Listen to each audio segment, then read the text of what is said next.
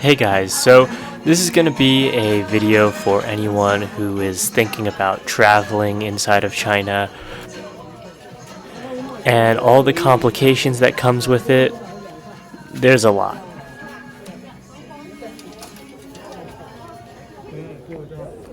Restrictions are tight in China. Right now, everyone uses a health QR code for their city to show their health status.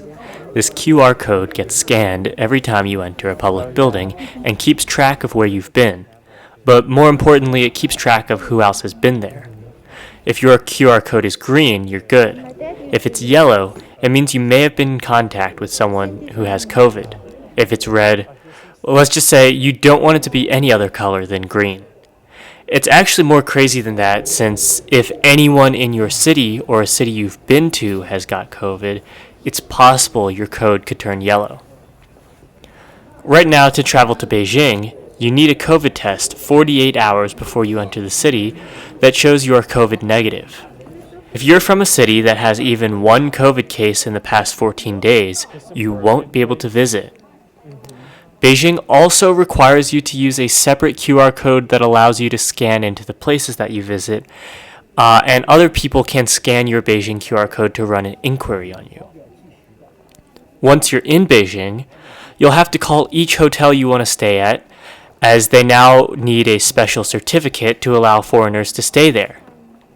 Even when you get lucky and find a hotel that will take you, you have to have lived in China for at least 3 months. If you're from a port city or near the borders of China, you won't be allowed to enter Beijing at all due to the heavy trade interaction with foreign countries in these cities. Recently, Xi'an, a city that had more than 200 COVID cases, had all traffic leaving and entering the city halted until the city is able to go back to 0 COVID cases. Some of the cities like this get locked up for weeks and cannot properly supply enough food. Governments in these cities that are not able to control these COVID cases will be taken down by the central government and replaced with new mayors and new government officials. The most flexible city in China right now is Shanghai, as they used to only require a 3-day quarantine if you are coming from a foreign country.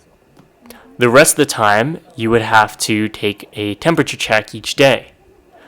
By contrast, I came to China and I had to take a 2-week quarantine, first in Foshan, then again in the city that I would live in, for a total of 4 weeks.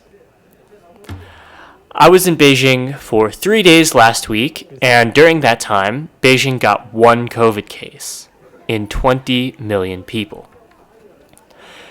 Even though it was just 1 case, we thought it was likely that our QR codes would change, and if there had been just a few more COVID cases, then we would have been forced to quarantine in a pre-selected hotel for 2 weeks on our dime.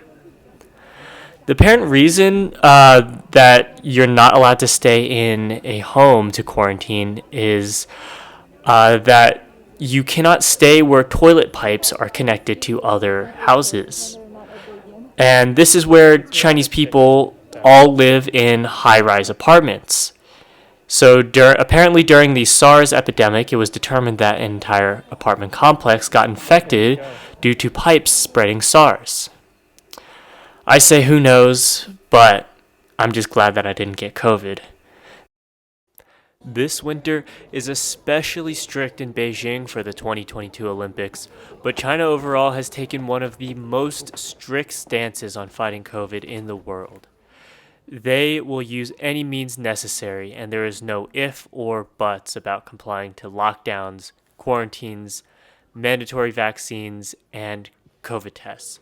So when traveling in China, make sure to do your research, play it safe, and I'll see you guys next time. Hopefully I'll be able to make some more videos about China pretty soon, and thanks for watching.